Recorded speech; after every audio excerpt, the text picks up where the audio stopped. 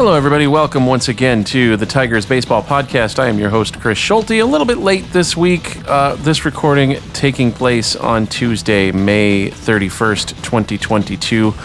Probably won't be published until the 1st of June because I'm tired and it's been a very interesting last 5 days, to say the least. So I will probably record this, get it at least tracked, and save it, and then we will go from there and probably upload it tomorrow.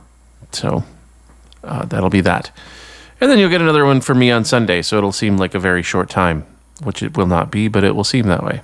So with that, let's get on to it.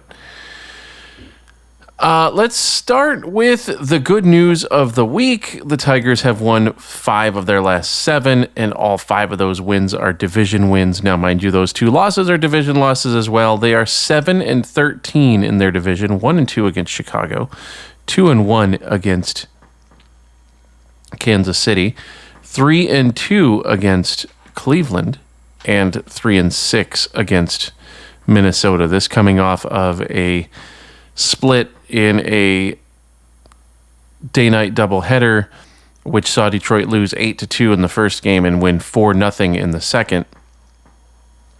Michael Fulmer coming in and getting the last 3 outs in the 9th. I do believe that qualifies as a save because in the American League, I think it's a 4-run differential to qualify for a save, and it's 3 runs in the National. So,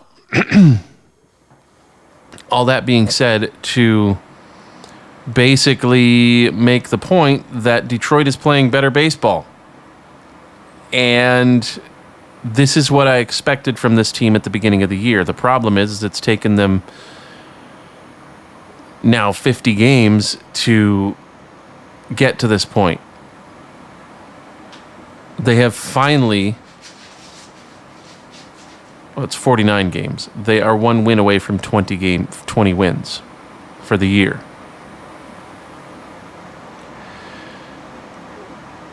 The New York Mets had 20 wins in the first 30 games. The Minnesota Twins, the team that they're playing against this week in a 5-game series, have almost 30 wins. As a matter of fact, I believe they are 30-21 now, because I believe they've got 2 games in hand on Detroit, and they were 30-20. Detroit was 18-38. So yeah,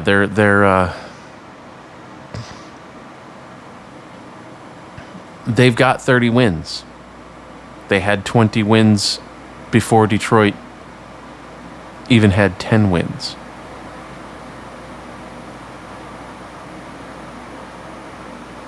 These are teams that, granted, the Mets spent a lot more money than the Tigers did, but they've got the same injury issues. The Twins got the same injury issues. Maybe not necessarily nearly as deep, but they still have injuries to deal with. And in all honesty, I'm not blaming I don't think that the injuries to the starting rotation have had anything to do with the Tigers' record. Okay, there's been a few games that have been blowouts.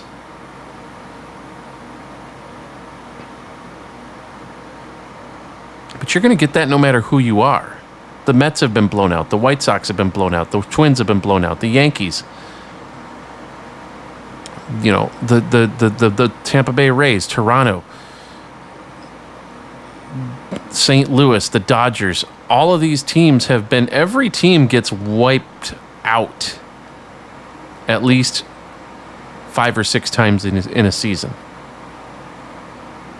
Whether it's by 6 runs or 16. Every team suffers some pretty big losses. Some teams suffer more than others, but every team has to deal with those. I'm not saying that it's the starting staff's problem. The lack of offense in Detroit is not because Casey Mize, Matt Manning, Eduardo Rodriguez, Tyler Alexander, and Michael Pineda are on the injured list.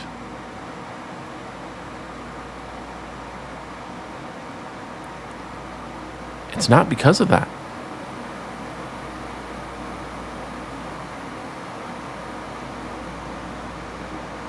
The pitchers don't hit. And if they did, the offense would be worse. How does that grab you? Through 43 games, the Tigers had scored 118 runs. Through 43 games for the 2003 Detroit Tigers, the team that went 40 and 100 that went 41 and 119. Sorry, I believe it was 43 and 117. So the team that won 43 games. Through their first 43 games, that team had scored 128 runs. They had 3 players with at least 4 homers or more. Now, Detroit's picked it up a little bit offensively over the last week.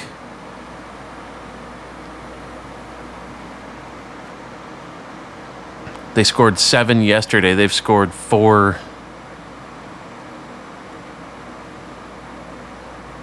They've scored 4 or more runs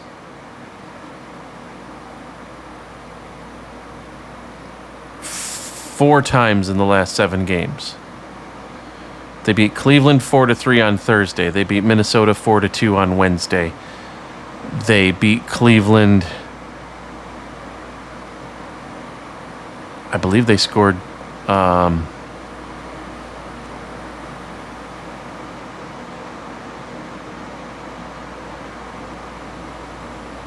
believe they scored 4 runs on Sunday.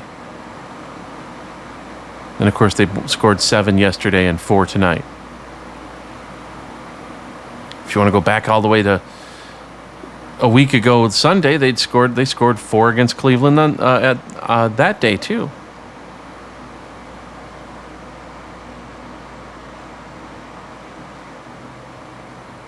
So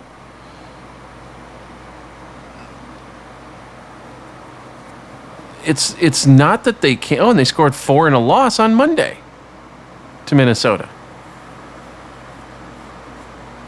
So it's not that they can't score runs. It's just that they're not doing it enough. And they've been shut out way more than they need to be. And it's one of those things where with the Tigers. So I was watching the game this afternoon.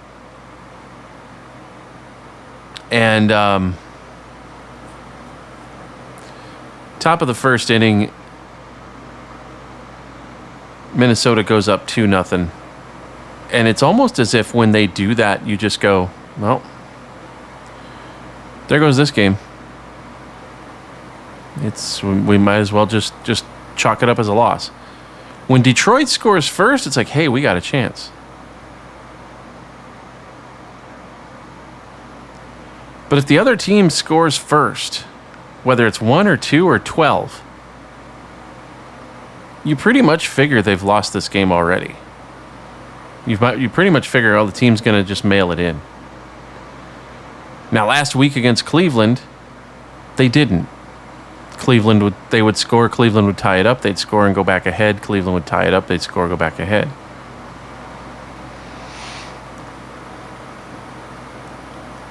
Yesterday, Minnesota actually had a 3-1 lead, and Detroit came back and won it 5-4. Or sorry, 7-5. So believe it or not, this team has the ability. They're just not showing it enough. And this is what frustrates me as a Tigers fan. When my squad comes out and goes 2-1 against the first place team in the league in 3 games, and scores 13 runs and gives up 13 runs in 3 games. And they do not have one single starter on their team. Oh, wait. Oh, no, they do. They've got Tarek Skubal. Tarek Skubal is the only person left from the starting rotation on opening day right now. and we'll see him probably tomorrow. If not tomorrow, Thursday.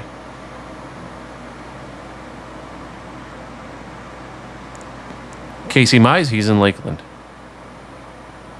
Tyler Alexander, he's in Toledo. Eduardo Rodriguez, he's in Lakeland. Matt Manning, he's in Lakeland.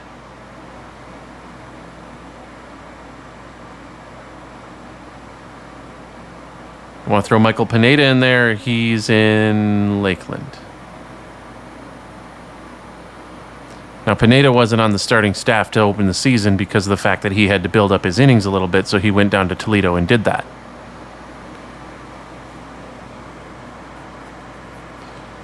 But only one starter out of the original starting five. And it isn't even your opening day starter. The guy who you signed to a 5-year, $80 million contract has a rib cage injury. Now, that will segue nicely into our injury report. Eduardo Rodriguez is throwing now. He's playing catch up to out to 180 feet. So he should be ready to go on a rehab start in a couple of days, according to what I've read recently. Casey Mize is also playing catch and working his way back into the possibility of having a rehab start. Michael Pineda, they're looking at possibly coming back and getting a couple of rehab starts in here in a few days, about a week or so. His middle finger has to heal a little bit more, but he's doing baseball activities. Matt Manning, he's not. Matt Manning is dealing with biceps tendonitis. And that worries me. Because it started out as shoulder discomfort, and now it's biceps tendonitis, which is what it probably was in the first place and was just misdiagnosed. But it's very hard to, with all the muscles and the way that the joints work in the shoulder and the elbow, it's very hard to diagnose something like that with just an MRI.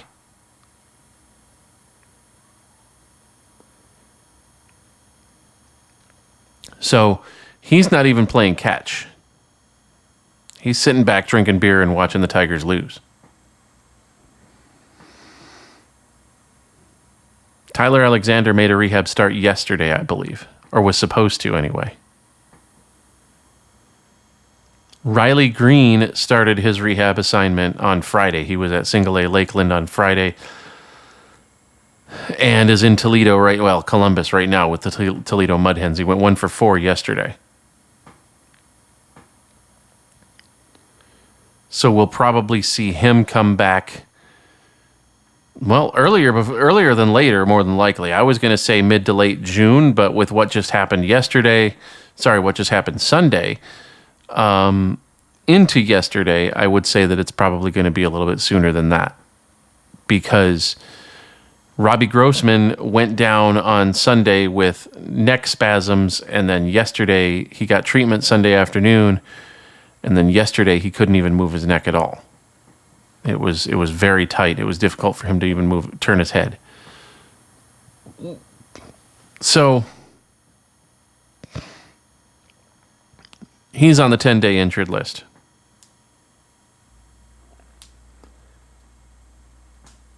Will Vest was activated today off of the COVID list, and he didn't pitch today, but he'll probably pitch tomorrow, my guess is.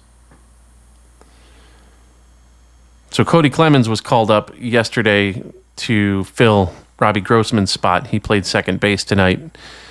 Didn't embarrass himself, played well defensively, had a couple of good swings, didn't get his first career hit, but I believe he did get a walk as part of in one of his at bats. So Roger's kid is up at the show. His family, Roger and his mom and dad, and Roger's mom and dad, so Cody's grandma and grandpa and a whole bunch of people were there, and Roger can afford to fly them all in and pay for it on his own dime. He's good like that. He's got enough money to do that.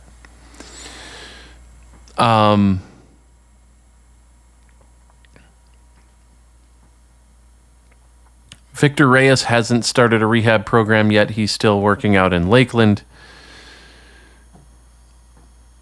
And like I said, Matt Manning is still... We don't know what's going on with Matt Manning. We don't know what's going on with Casey Mize. We're just hearing that Casey's playing some catch.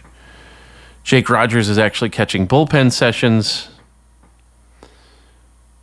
Jose Cisnero is actually going to be ready to start a rehab assignment pretty quickly here within the next couple of weeks. Kyle Funkhauser, we don't have any real good timetable for him. He's basically been shut down. They're saying don't even bother to pick up a baseball right now with his shoulder problems.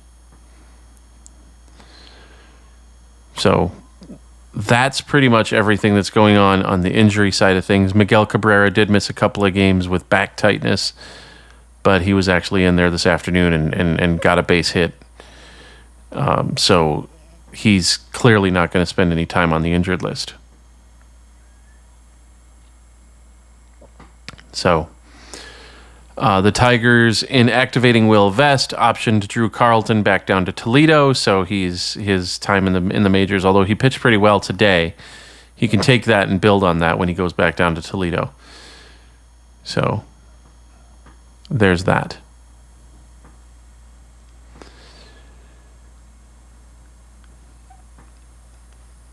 So we've touched on a few things. I want to highlight a couple of things. First of all, it looks like Jonathan Scope is finally starting to figure it out. He went 3 for 4 this afternoon. He went 3 for 4 yesterday. Had a homer tonight. Went 2 for 4 tonight. Had a homer and a single with 4 runs batted in. And so he's playing well finally. Javi Baez is still, well, Javi Baez had a single tonight and he had a single and a double earlier this afternoon. So maybe, just maybe, he's showing signs of coming around a little bit. Spencer Torkelson went 0 for tonight, but he had 2 3-hit games back-to-back. So he had a 3-hit game yesterday and a 3-hit game in the afternoon loss. So he's including a couple of doubles. So he's actually starting to get things figured out a little bit again as well. So that's something to keep. Those are some things to keep an eye on with Tigers players offensively. So hopefully this offense is going to turn it around, because it has the potential to be a decent offense when it hits its stride. Is it going to be top 5? Probably not. Can it be top 10? Barely. But as long as it's 10, but anywhere from 8 to 12, I'd say 8 to 11, not 8 to 12. 8 to 11, I can live with that. It doesn't have to be top 10. I'll settle for 11.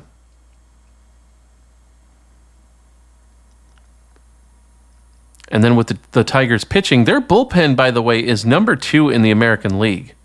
The Tigers have the second best bullpen in the American League with a 3.57 ERA as a team. The pitching is not the problem. The hitting is the problem.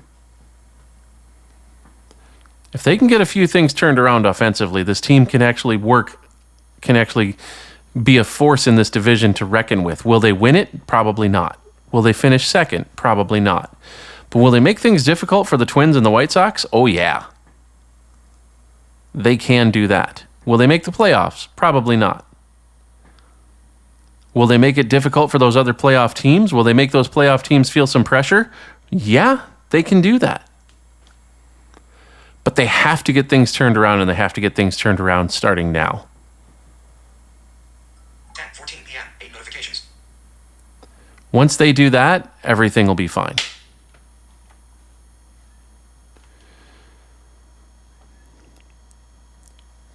If you want to get in touch with the podcast, you can at Podcast Tigers on Twitter, or you can email us, tigersbaseballpodcast@gmail.com. Check us out on our YouTube channel. If you're checking us out on our YouTube channel, please, please, please do what you can to get other people to subscribe. Once we hit 100 subscribers, we can actually have a custom URL for our YouTube channel. That'll be nice. I want to thank Anchor for distributing the podcast. If you're listening to the podcast on Spotify or Apple Podcasts or Google Podcasts or Stitcher or Overcast or Downcast or Pocket Cast or one of these other podcast providers, it's because of Anchor.fm, and I do appreciate that. Thank you guys so much. Until next week, until Sunday, we'll see you guys later. I'm Chris Schulte. Thanks again for listening, and go Tigers.